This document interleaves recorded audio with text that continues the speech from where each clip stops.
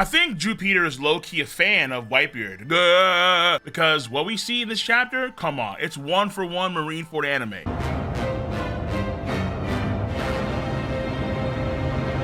Yeah, absolutely. We have all these dudes, even the Seraphim are falling out of his mouth, raining down upon the members of the Marines and their ships. And I'm wondering, hold on, what if someone just falls in the water? Like, wait, this was a weird strap by Jupiter.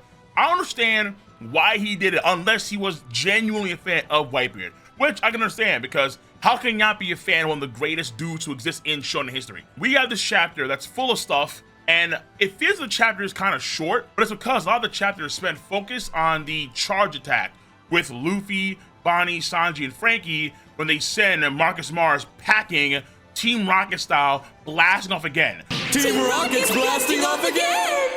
So we don't want this crazy demonic ho-oh. It doesn't belong in our Pokedex. Get it out of here, gone. And the Vegapunk speech is back, which is pretty important because I believe that there's gonna be at least one more big reveal by Dr. Vegapunk. I'm banking on the world government. That's what I am. I'm banking on the big even face reveal. And this chapter made me very happy. I'm not gonna lie to you. Made me very, very happy because what I thought Oda did was damn healthy. It was, now to be fair, I could be wrong. I could be absolutely wrong. But so far, Oda's taken this in an acceptable direction. So this chapter in terms of pace, I think is pretty good. But the main thing I did like the most in this chapter by far was, well, outside of Katakuri. Woo! Oh, baby, yeah, my boy. Blessed is he who in the name of charity and goodwill shepherds the weak through the valley of darkness. For he is truly his brother's keeper and the finder of lost children. We saw the future. Okay, feed's back. I'm chilling right now. We all good. Obviously, I want Katakuri to go on like a stealth mission to full Let Island and grab his sister. Sly Cooper and Thieves stealth mission. Solid Snake style. Just save her and get out of there. Maybe a combo play with the Strat crew to save little sis. That'll be excellent. That'll be excellent. But let's get to the actual meat and potatoes, right? Bonney once again. Y'all know what I said last chapter review, where we talked about the controversy behind Bonney's powers, okay? Was this gonna be a good thing? Was it gonna be a bad thing? It depended, in my personal opinion, on this chapter. And now I can retroactively go back and say the last chapter was a damn good chapter. Because this chapter, as far as I can tell, and I could be wrong, so in the future, we may have to shift gears again. But right now, it appears that Bonney is in earnest Nika Light, L-I-T-E Light. Not the genuine article, but in reality, she has attained that same image, visage of Luffy. The word that Marcus Mars used was a facsimile. That kind of trimmed me up a bit, but whatever, that's not important. The fact of the matter is that she is mimicking Luffy's form, even flying about. But what do we actually see? All we see is her do this giant Nika punch in combination with Frankie's impactful strong right and Sanji's Ifrit Janbei Hell's memory, which I'll get to soon enough because, man, the comments was like, wait, what? What's going on now? Here we go again. That being said, Bonney, most important thing for the chapter by far, outside of Katakuri. Bonney does essentially what we saw Luffy do in chapter 1107, when Luffy teaches Bonney how to punch. This is how you actually throw a punch, Bonney, when he makes the gigantic fist and he lays on haymakers on Saturn.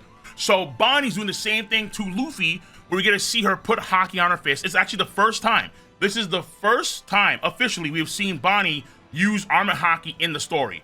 At this point in time, not even the data books is Bonney confirmed to be an observation or an armament Haki user. So it's the first time we're seeing that. And it just so happens she is attempting to copy Luffy again from chapter 1107, where he used Haki on his fist to attack Saturn. And then afterwards, she powers down because being free is too damn tiresome. Good. My main concerns so far have been alleviated. The idea I thought that Bonney being able to do the exact same things that Luffy could do would essentially make chapter 1044 a lie, because in reality there is another power that can do the exact same thing, and this person does not even have to be an awakened Devil Fruit user. This to me breaks, it breaks a lot of the power system, not power scale, power system of the One Piece story, particularly the Devil Fruit one. Arguably, in One Piece, there are three main power systems. You have Devil Fruits, you have Haki, and then things outside of that. So things like, for example, martial arts skill, swordsmanship, brawlers, marksmen, technology. These are things that are outside the paradigm of, let's say, different Haki. You can also have your base stats, like your raw physique, your natural speed, things of that sort. Then you have Haki. Haki is a bad power system. Haki fundamentally is kind of sound, but then the application of it is... Oof. I know. There's a reason why I've done videos breaking down Armor Haki into, let's say, stage 1, stage 2, stage 3, and stage 4. It sounds kind of cryptic, honestly, when you think about it. But the reason why I do it in those ways is because Oda himself plays extremely fast and loose when it comes to the things Haki can and cannot do. For example, we have Luffy use Conqueror's Haki to knock out 50,000 fishmen on Fishman Island. But then here we have Kaido and Big Mom, who are vastly superior combatants compared to Luffy in Fishman Island, and they're not knocking out the entire platoon, the entire regiment of samurai that are coming their way just in pulses. Why? Because the numbers have to matter. What? It doesn't really make much sense, but that's what it is. That's what Oda has done. You can argue, well, I mean, they have strong will, so what? It's Big Mom and Kaido, particularly when Oda himself even said that people like Shanks and people like Rayleigh could knock out the entire 100,000 man Fishman army during that arc. Oda said that in SBS, but yet somehow a few uppity samurai can't get knocked out by Kaido and Big Mom? What? It doesn't make any sense. Armor Haki users are not created equally, fair enough, but at the same time, the metrics by which you gauge that level is like, they're impossible. It is what it is because Oda wants it that way. Observation Haki, how many times? How come Luffy isn't using, how come Sanji isn't using, how come Jinbei, how come Zoro isn't using observation Haki? They should be able to see I'm like, because you can't really say no, you're right, but Oda just doesn't do it. Because the story and what's fun, what's cool, what looks the best, so on and so forth. Haki is a bad system. Devil Fruits, though, are actually pretty sound. They're actually pretty good. Even, let's say, with things like Blackbeard and how he has 2 powers, it actually makes sense because his body allows for that. He is somewhat atypical. Why? We don't know just yet, but the man can't sleep. So we don't know the exact details why, but his body is the main reason why, ultimately. Bonney being able to manipulate the environment in the same way Luffy could when Luffy had to awaken his powers, but she doesn't have to. She just ages her powers and then boom, here she is as Nika, not NIKA'S Nika. She's breaking the awakening protocol completely. She's just bypassing it and just doing what Luffy does. That's dog water. This is why I compare her, if it got that bad, to like Eri from My Hero, or let's say Aluka from Hunter x Hunter. Characters that in many respects are well-written characters. The things going on around them are very interesting, very compelling, all kind of stuff. And Bonney in the same fashion, in terms of the themes, the portrayal, the process by which we actually get to the point where she is today, all dope. All dope, but not at the cost of breaking the power systems. No. They're like quintessential world-building aspects of your story. And if you can easily break them, then what value do they really have? Honestly, what value do they really have in the grand scheme of this, particularly in a battle shonen? What value do they really honestly have? Just get rid of them and just do things because F it, just do it. Example, I hate to jog up old memories, but hey, I'm Urza Scarlet from Fairy Tail, and even though in my world there are things called magical taboos, where if you step beyond the threshold, you will suffer repercussions as the result of these taboos, guess what? I have an armor that allows me to negate all taboos. Free of charge, no issues, no problem. That is F- writing. But so far, Bonney hasn't just done what Luffy could do. The sign of that, I thought, was in the last chapter. In the last chapter, we did not see Bonney turn the environment into rubber around her when she went into Gear 5, or Mach Gear 5, Gear 5 Light. But Joy Boy Luffy, he did, thereby showing this is a genuine awakened Devil Fruit power. That's how it has to be, because it's the most conducive for the power system of One Piece, for the Devil Fruit power system. The themes, the portrayal, the character, all those things are second to maintaining the structure of the world that you built, the one that you spent, 25 years doing before Bonney even existed as a character. So, yeah, all I'm trying to say here is that this, I think, is good. There are things that can push it, fair enough, like Gear 5 Luffy does push this power system, obviously. Clearly, even more so Blackbeard does. Duh. Bonney, in a way, has too. It's a stress test that I think we passed, okay? You can compare this to a January 2020 situation, a stress test that America was going through, and we passed. If you know, you know. This to me was like the biggest thing in the chapter, and I'm happy. Obviously, finally, the big old robot, the robot I believe is actually listening to the voice of Joy Boy in its mind, where apparently Joy Boy called it a meth, which means something like a golem of some kind. So basically, the golem, a meth robot dude, is here, lays on a crazy left straight on Warcry. So even though Warcry had the crazy Fang C durability going on, and Luffy had a hard time blowing through that, even though wasn't his best techniques, clearly. The fact of the matter is that Meth, with a single cross, boom, and he's able to actually break the tusk of Warcry. And from the last chapter, I think it's clear now that Meth was following Luffy's Drums of Liberation, not Bonney's facsimile, the copied version of that, because Bonney in this chapter is powered down and Luffy's still in Gear 5, and Meth has the Joy Boy thing going on now, defending the ship so they can probably escape. Another sign, I'd argue, showing the difference between Luffy and Bonney. Is he permanently damaged, or is he going to regen? This robot is powered by the ancient power source, so you have to wonder, maybe there's a thing here where this power source could damage Warcry permanently. Rolls soon enough, obviously he could just regen, that's whatever, but I do want to see some sort of indication that it can be done. You can actually permanently damage the Gorosei, abiding by, again, what 1044 indicate, where we fear this power. Also, Luffy may tag team with the Meth to take down these Gorosei in the area, because in the Cloud area, they're still not down yet. Keep in mind that in the Cloud area, you have Venus Juro, and you have Saturn. So I could be like, let's say, a little mock war going up there too, between Nami and Zoro's factions against those two. So we have to wait and see. When it came to a combo attack, pretty simple in of itself. And to me, what Luffy did, it actually reminded me a lot of of course, with Cracker and Whole Cake Island, where Cracker went inside of Gear 4's Tank Man Fat, and then got jettisoned out of the fat like a rocket, and then went smack dab into the Chateau, Big Mom's castle. And in the same way here, it reminded me of that for sure. And Team Rocket style gone, Marcus Mars is. But then on top of that, it reminded me a little bit of the Hashoken dudes, the Kano Kuni boys, Sai, and Don Chinjao, where they can actually control shockwaves and impacts. So I felt like Luffy was taking the impact of Sanji, Frankie, and Bonney, and then that current energy, sending it towards Mars, and then sending it packing. All I have to say is that in terms of durability, we really are seeing the physique of the Nika, all right? A tougher, rubbery body. We're seeing it, man. Luffy, I'd actually argue now, he's tougher physically now than he was before against Kaido. Absolutely. But what I am not confident in at all is Frankie having Haki. Now look.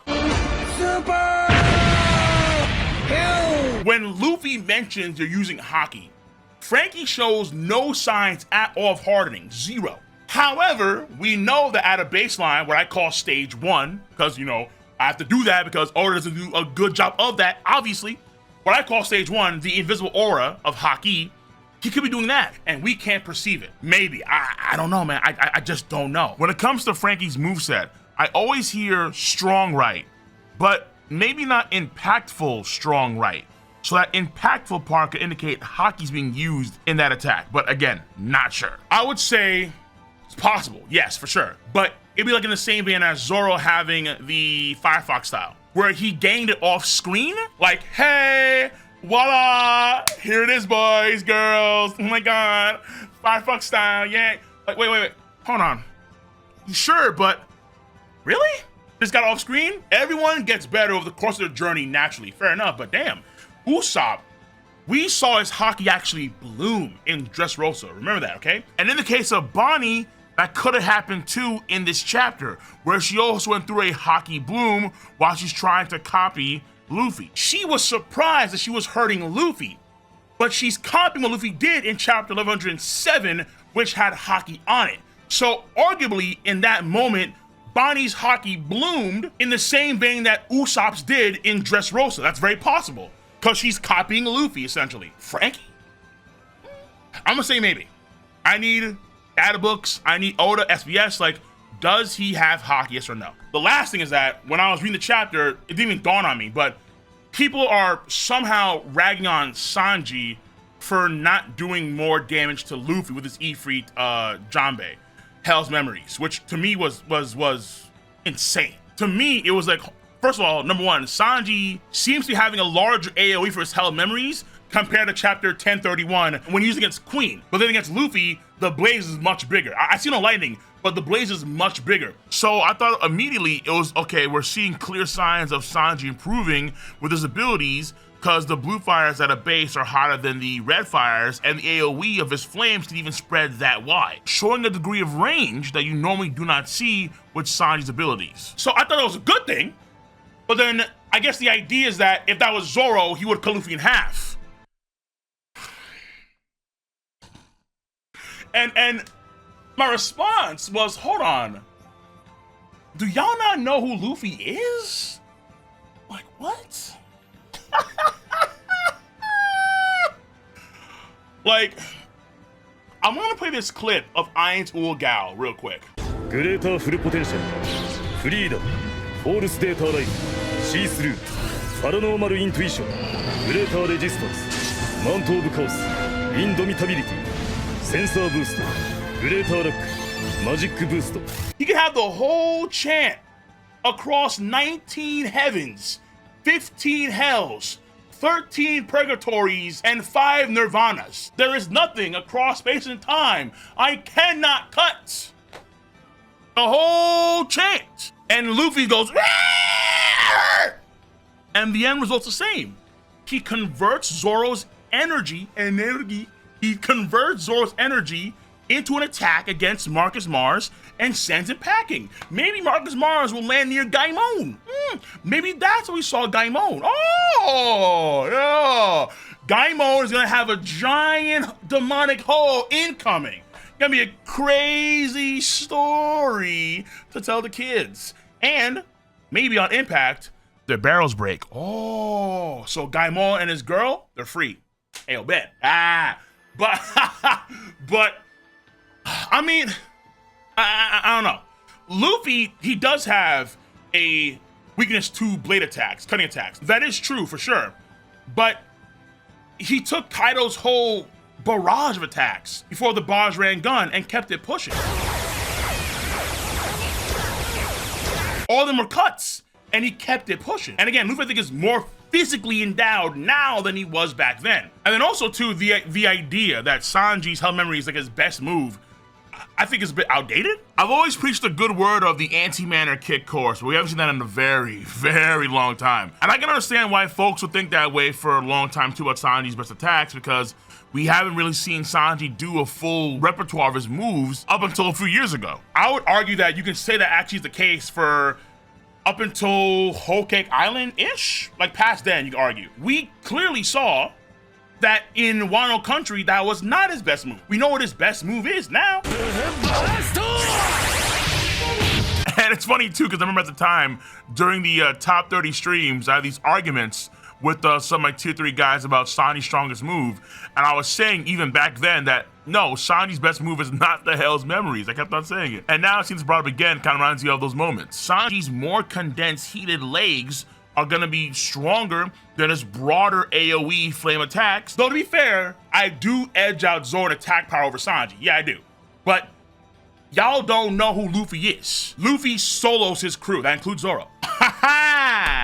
On that note, this chapter I would say, I think is a damn good chapter. I would give like a 7.5 or 8 out of 10 chapter. And the last chapter I give like 8 out of 10 now, because we have more context from this chapter, which I would say makes the last chapter even better. We're gonna find out more of a myth. I really hope that Frankie's taking notes watching this fight with a meth and the elders, because I need to see Frankie Shogun emulate a meth in the future. Absolutely. There was an idea that someone brought up where maybe Saturn can make another summoning circle and then re-summon Marcus Mars. So Mars got packed up, big ass Black Lightning Bolt, and he's back into the fray. That is possible. And I do want to see a big robot, Iron Giant, versus 5 elders, 1v5. But I'm very worried about Atlas. I'm not gonna lie to you. The feed is going to continue on, so Vegapunk is not done yapping. My guess here is that we're gonna have a big reveal about the world government, Emu face reveal. I did a video on this one before where we could have an Emu face reveal. The head general of the opposition, because this war